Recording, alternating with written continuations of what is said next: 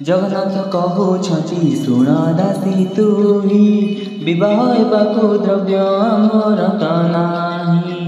गुआबाड़ी शासन पाइबु आम्भे काहीं लक्ष्मी परा भारी जाकु देलु घोड़ाई।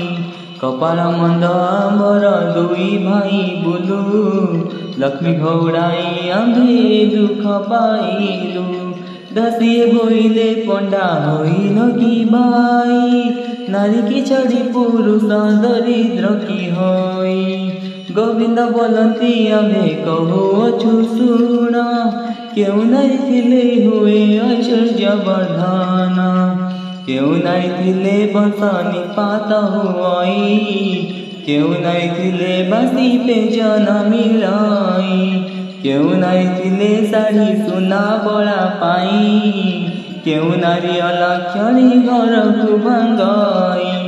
तुम साताड़ी की गप चारत जाई दासी कहे बाकुल की होइल गोसाई।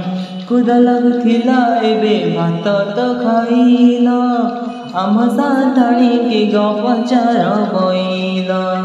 बराम बइले मोर पिला भाई तुम सावधानी आगे जड़ाइब नाही। जगन्नाथ कहउछंती भय काहीं भाई किछि न विचार हे बलराम भाई।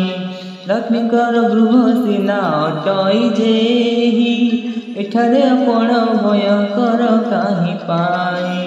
बराम कहउछंती बाबू चक्रधर तुम्हे जाई हस्ताधर महालक्ष्मी कर। आम्भेर सकलु बलि कह तांकु जाई जही इच्छा तही जाओ आम मना नाही।